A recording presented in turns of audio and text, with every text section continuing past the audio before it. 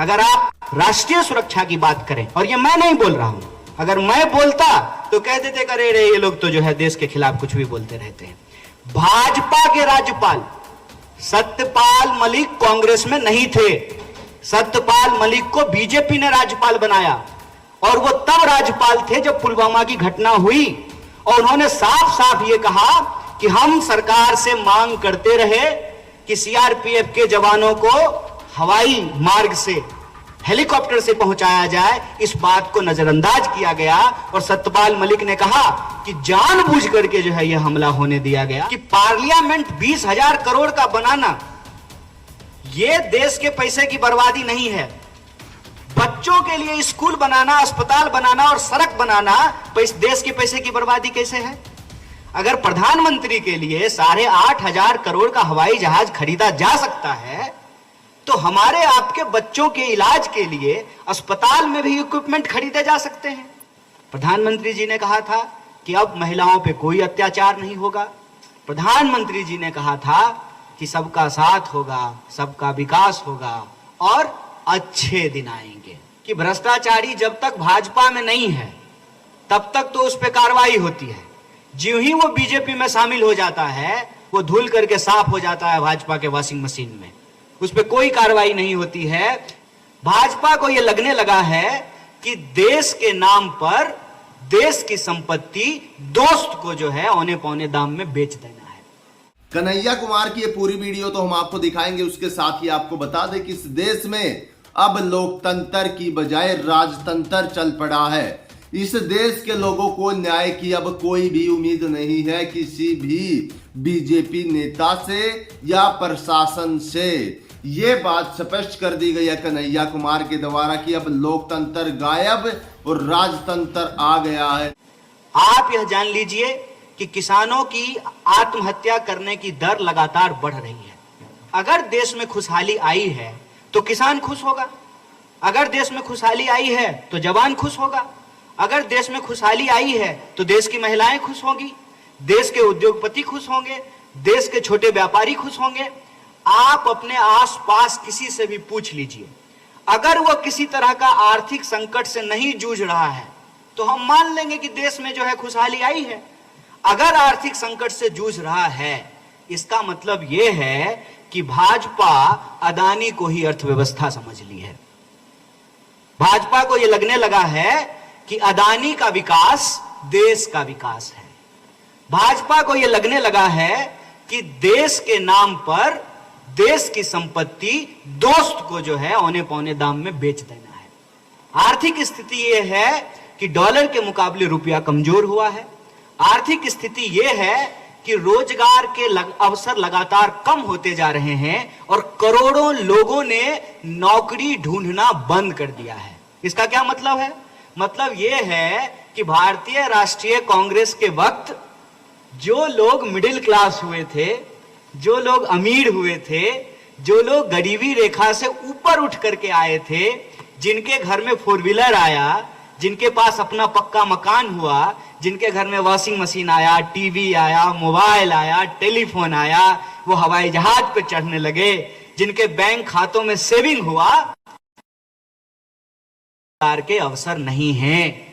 और जो पैसा वो भारतीय राष्ट्रीय कांग्रेस के समय में कमाए थे, जो पैसा जो सेव किया था उन्होंने भारतीय राष्ट्रीय कांग्रेस के समय में, वो भारतीय जनता पार्टी की सरकार की कुनीतियों के चलते आज उस पर गुजर बसर करने के लिए विवश हैं।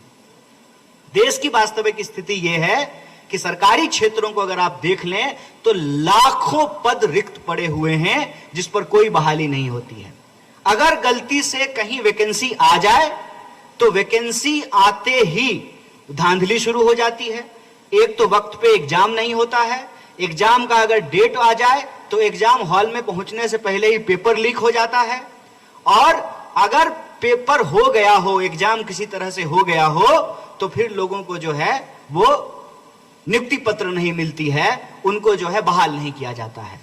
सवाल यह है कि अगर दावा कर रहे हैं देश के गृह मंत्री कि देश आर्थिक रूप से खुशहाल हुआ है, किसानों की तरक्की हुई है, किसानों की आमदनी दुगुनी हुई है, तो मैं एक सवाल पूछना चाहता हूं। तो देश के गृह मंत्री ने अपने बेटा को बीसीसीआई का सेक्रेटरी क्यों बनाया? किसान बना देते। अगर किसान इतना खुशहाल हो गया है तो इस देश के मंत्री अपने बच्चों को किसान क्यों नहीं बना देते हैं?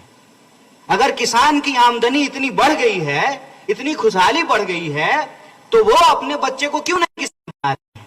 हकीकत यह है कि इस देश का प्रथम उत्पादक, फर्स्ट प्रोड्यूसर सरकार की पॉलिसी के चलते आज घुट घुट कर अपनी जिंदगी जीने को विवश है।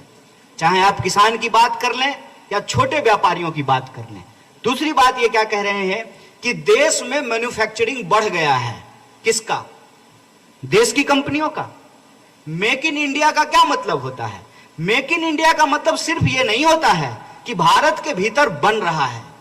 मतलब यह होता है कि भारत के लोग बना रहे हैं, भारत की कंपनी के लिए बना रहे हैं और भारत के लोगों के लिए बना रहे हैं। यह होता है ना। आप मुझे बता दीजिए, यहां बैठे हुए जितने लोग हैं, आपके पास जितने भी तरह का चीज आप इस्तेमाल कर रहे हैं, उसमें से कितना सामान जो है वो भारत की कंपनी बना रही है। मोबाइल पे बड़े बड़े दावे किए जा रहे हैं। सब अपना अपना मोबाइल निकाल करके देख लीजिए, कौन कंपनी का मोबाइल यूज कर रहे हैं। सामने इतना कैमरा लगा हुआ है, कैमरा निकाल करके देख लीजिए कौन सी कंपनी का कैमरा इस्तेमाल कर रहे हैं। जिस गाड़ी से चल करके आप इस प्रेस कॉन्फ्रेंस में आए हैं, वो गाड़ी की कंपनी किस देश की है? हमारे देश की स्थिति यह है कि हमारी तमाम जरूरत की चीजें जो पहले भारत की कंपनी भारत के लोगों द्वारा भारत के लोगों के लिए बनाया जाता था, आज ये स्थिति पूरी तरह से पलट दी गई है। इसीलिए अर्थव्यवस्था के मामले में यह सरकार पूरी तरह से फेल हुई है। खुद सरकार का दावा है कि हम 80 करोड़ लोगों को 5 किलो अनाज दे रहे हैं। इसका मतलब 80 करोड़ जो लोग हैं वो 5 करोड़ अनाज लेने की स्थिति में हैं। और जब वो 80 करोड़ लोगों को अनाज देते हैं तो कहते हैं कि मास्टर स्ट्रोक है। और जब भारतीय राष्ट्रीय कांग्रेस ओल्ड पेंशन स्कीम को लागू करने की बात करती है, महिलाओं को बस में फ्री पास देने की बात करती है, 10 लाख का इंश्योरेंस देने की बात करती है, तो कहते हैं कि रेवरी पॉलिटिक्स हो रहा है। आप मुझे बताइए कि पार्लियामेंट 20,000 करोड़ का बनाना यह देश के पैसे की बर्बादी नहीं है। बच्चों के लिए स्कूल बनाना, अस्पताल बनाना और सड़क बनाना देश के पैसे की बर्बादी कैसे है? अगर प्रधानमंत्री के लिए 8,500 करोड़ का हवाई जहाज खरीदा जा सकता है, तो हमारे आपके बच्चों के इलाज के लिए अस्पताल में भी इक्विपमेंट खरीदे जा सकते हैं, सुपर स्पेशलिटी हॉस्पिटल बनाया जा सकता है। आर्थिक स्तर पर यह सरकार पूरे तरीके से फेल रही है। लोगों की आमदनी नहीं बढ़ी है और यह प्रति व्यक्ति आय बढ़ने का जो आंकड़ा है उसका हकीकत यह है कि दोस्त की संपत्ति बढ़ गई है और ये लोग दोस्त को ही देश समझ लिए हैं, इसीलिए दोस्त के आंकड़े को देश का आंकड़ा बता रहे हैं। हकीकत यह है कि इस देश में गरीबी रेखा से नीचे रहने वाले लोगों की संख्या बढ़ी है। 45 साल में बेरोजगारी अपने सबसे उच्चतम स्तर पे पहुंच गया है। महंगाई लगभग दोगुनी हो गई है। यूपीए की जब सरकार थी 450 रुपए में सिलेंडर मिलता था, अब 1200 रुपए में सिलेंडर मिल रहा है। महंगाई बढ़ी है, बेकारी बढ़ी है, लोगों की आमदनी घटी है और देश की संपत्ति को लूट करके अपने दोस्त के खजाने में पहुंचाया जा रहा है। एक सवाल बार बार विपक्ष ने पूछा है कि अदानी की सेल कंपनी में 20,000 करोड़ रुपया किसका है? इस सवाल का जवाब सरकार क्यों नहीं देती है? ये तमाम तरह की बातें कर रहे हैं, सब कुछ बोल रहे हैं। क्या कह रहे हैं कि अरे मोदी जी तो अब देश के नहीं विश्व के नेता बन गए हैं। वो कहावत आपने सुना है ना, घर में नहीं दाने अम्मा चली भुनाने। पहले देश का तो नेता बन जाइए, पहले देश के लोगों को जो वादा किया था उन वादों को तो पूरा कर दीजिए। और ये हमने नहीं किया था, आपने किया था, अपने ही मुंह से किया था और हम उम्मीद करते हैं कि होशो हवास में किया होगा। आप जब भाषण देते हैं तो होश में ही भाषण देते होंगे। अगर आपने होशो हवास में अपना बयान दिया है, अपने घोषणा पत्र में यह लिखा है, अगर हमने अपने घोषणा पत्र में लिखा है कि हम ओल्ड पेंशन स्कीम लागू करेंगे और अगर हम नहीं लागू करेंगे तो आप हमसे सवाल नहीं पूछेंगे? हमसे सवाल पूछेंगे ना। लेकिन उनसे सवाल कैसे पूछेंगे? 9 साल नो प्रेस कॉन्फ्रेंस, कहां सवाल पूछेंगे? वो अपने फेवरेट जर्नलिस्ट को नहीं, एक्टर को इंटरव्यू देते हैं और के बताते हैं कि आम कैसे खाते हैं। अरे आप आम कैसे भी खाते हो, आप ये बताइए कि हम खाना कैसे खाएं? आप क्या पहनते हैं, कितने घंटे सोते हैं, इससे हमको क्या लेना देना है? आप ये बताइए कि 45 साल में देश में सबसे ज्यादा बेरोजगारी कैसे हो गई? आप ये बताइए कि महंगाई लगभग दोगुनी कैसे हो गई है? आज इन्फ्लेशन रेट का डेटा दिखा रहे थे भाजपा के एक मंत्री साहब। एक तो उनको देख करके हमको हंसी आती है, क्योंकि उनकी पूरी सरकार इस विधा पे चल रही है, त्वमेव माता पिता त्वमेव बंधु सखा त्वमेव।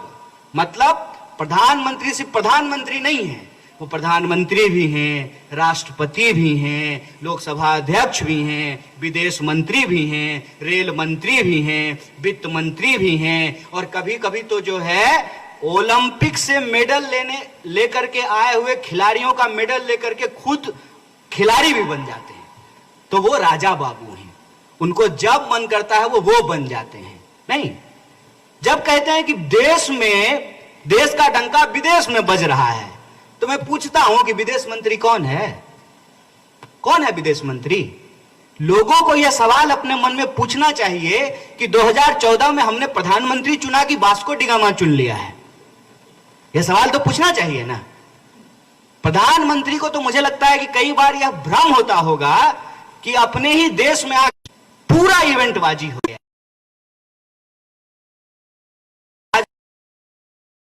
आप लोग जलते हैं, किससे जलते हैं? ऐसी जिंदगी अकेले फुटबॉल देखना पड़े? नहीं चाहिए, बिल्कुल नहीं जलते हैं। ऐसा जीवन बिल्कुल भी नहीं चाहिए। हम सिर्फ इस देश के जिम्मेदार विपक्ष होने के नाते जो आपने बताया था, जो आपके द्वारा कही गई बातें थी, उसी से जुड़ा हुआ कुछ सवाल पूछ रहे हैं। हमने नहीं कहा था, आपने ही कहा था। आपने कहा था कि 100 स्मार्ट सिटी बनाएंगे, आपने कहा था 100 दिन में काला धन लेके आएंगे, आपने कहा था कि हर साल 2 करोड़ नौकरी देंगे, तो 18 करोड़ नौकरी होना चाहिए 9 साल में। आपने कहा था किसानों की आमदनी दुगनी कर देंगे, आपने कहा था महंगाई कम कर देंगे, आपने कहा था कि महिलाओं के ऊपर अत्याचार कम हो जाएगा, आपने कहा था कि इस देश के भीतर जो भी रहने वाले लोग हैं सबको साथ लेकर के चलेंगे और अच्छा दिन आएगा। ये तमाम वादे आपके द्वारा किए गए थे, और आज आप अपने अचीवमेंट के रूप में जो चीजें गिना रहे हैं उसमें एक भी यह बात नहीं कही जा रही है। स्वयं प्रधानमंत्री ने इन बातों को बोलना बंद कर दिया है। आपने देखा होगा कर्नाटक के चुनाव में भाजपा ने रोजी रोटी, कपड़ा, मकान, शिक्षा, स्वास्थ्य, सड़क, बिजली, पानी पे चुनाव नहीं लड़ा। आपने हिमाचल का चुनाव देखा होगा, भाजपा में रोजी रोटी, कपड़ा, मकान पे चुनाव नहीं लड़ा। और आज आप कहीं भी बीजेपी के लोगों से बात करके देख लीजिए, आप जो ही रोजी रोटी की बात करेंगे, जो ही आप रोजगार की बात करेंगे, जो ही आप महंगाई की बात करेंगे, तो जानते हो क्या कहेंगे? तो महंगाई कम करना प्रधानमंत्री का काम है, रोजगार देना प्रधानमंत्री का काम है। तो रोजगार देना प्रधानमंत्री का काम नहीं है, तो बिजली के खंभे का उद्घाटन करना भी प्रधानमंत्री का काम नहीं है, वो काम विद्युत मंत्री का है। रेल का उद्घाटन करना रेल मंत्री का काम है, विदेश जाना विदेश मंत्री का काम है, वित्त पे कानून बनाना वित्त मंत्री का काम है, और कानून पे, व्यवस्था पे बात करना कानून मंत्री का काम है। आपने देखा होगा, अगर हम गिन करके एक एक करके आपसे सवाल पूछें और आपको जो है आपके समक्ष उन सवालों को रखें, तो किसी भी क्षेत्र में प्रधानमंत्री के द्वारा, भाजपा सरकार के द्वारा कही गई एक भी बात पूरी नहीं हुई है। अर्थव्यवस्था की बात हमने आपको बताई, कृषि और किसान की बात हमने आपको बताई, भ्रष्टाचार और मित्रवाद की बात हमने आपको बताई। यह कैसे संभव है भाई साहब कि देश जब गरीब हो रहा है, देश की 80% लोगों की आमदनी जब कम हो रही है, तो 1-2 लोगों की आमदनी दिन दुगुनी रात चौगुनी कैसे बढ़ रही है? उसका कारण यह है कि ये किसानों से खाद पे जीएसटी लेना चाहते हैं, लेकिन अपने दोस्त ने को जो एयरपोर्ट दे दिया है उस पर उनको जीएसटी में माफी दे देते हैं। कहते हैं ना, सैया भय कोतवाल तो अब डर काहे का। जब दोस्त ही देश का प्रधानमंत्री हो और उसके विमान पे जब ये विचरण करते हो, तो प्रधानमंत्री जब है दोस्त तो हर कोई चीज उसी को मिलेगा। और अगर दोस्त नहीं है तो बताइए, देश को बताइए कोई नाता नहीं है। तेरा मेरा नाता क्या, कोई नाता नहीं है। 20,000 करोड़ रुपया उसकी सेल कंपनियों में कैसे है बताइए। सारा ठेका और टेंडर उसको कैसे मिल जाता है ये बताइए। परिवारवाद पे बोलेंगे लेकिन मित्रवाद पे नहीं बोलेंगे, और परिवारवाद पे भी बेईमानी के साथ बोलेंगे। जब कांग्रेस पार्टी की बात आएगी तो परिवारवाद पे बोलेंगे। ज्योतिरादित्य सिंधिया जब तक कांग्रेस में थे परिवारवादी थे, जो ही भाजपा में गए हैं परिवारवाद समाप्त हो गया है।